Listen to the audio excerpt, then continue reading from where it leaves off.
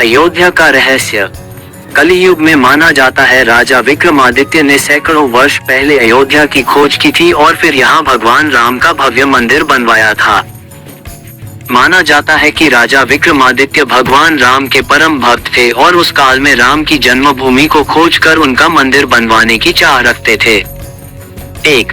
अयोध्या का पुराना नाम क्या था? अयोध्या, जिसे अवध या अवध भी कहा जाता है, शहर, दक्षिण मध्य उत्तर प्रदेश राज्य, उत्तरी भारत। यह फैजाबाद के पूर्व में सरजू नदी पर स्थित है। 2. अयोध्या में सबसे पहले क्या था? पहले यह कोसल जनपद की राजधानी था। प्राचीन उल्लेखों के अनुसार तब इसका क्षेत्रफल 96 वर्ग मील था। यहाँ पर 7वीं शताब्दी में चीनी यात्री ह्वेनसांग आया था। उसके अनुसार यहाँ 20 बौद्ध मंदिर थे तथा 3000 भिक्षु रहते थे। 3. अयोध्या केस की कहानी क्या है? सुप्रीम कोर्ट ने अयोध्या में पूरी 2.77 एकड़ विवादित भूमि देवता रामलला को दे दी। सुप्रीम कोर्ट ने केंद्र और उत्तर प्रदेश सरकार को मस्जिद बनाने के लिए मुस्लिमों को एक प्रमुख स्थान पर 5 एकड़ वैकल्पिक भूमि आवंटित करने का आदेश दिया। 4. अयोध्या केस किसने लड़ा था?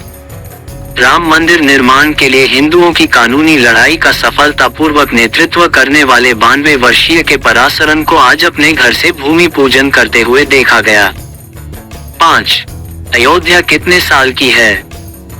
बनारस हिंदू विश्वविद्यालय के पुरातत्वविद के नारायण द्वारा 1969-70 में अयोध्या की खुदाई के दौरान खोजे गए मानव बंदोबस्त का सबसे पहला प्रमाण 5वीं शताब्दी ईसा पूर्व का है। B.R. मनी द्वारा सामना किए गए शुरुआती स्तरों को 1100 ईसा पूर्व सी 14 डेटिंग के माध्यम से दिनांकित किया गया था। 6.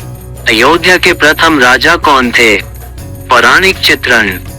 रामायण के अनुसार अयोध्या की स्थापना मानव जाति के पूर्वज मनु ने की थी और इसका क्षेत्रफल 12x3 योजन था।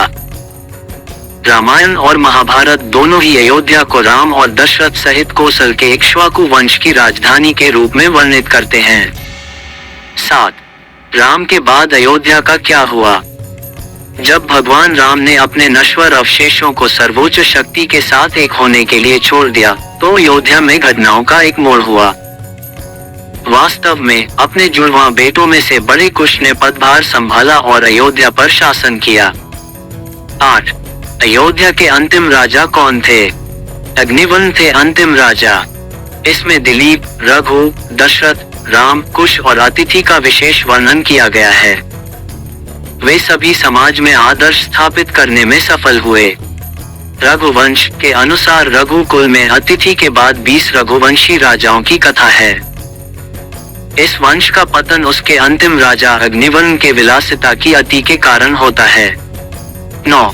राम मंदिर के खिलाफ कितने वकील थे?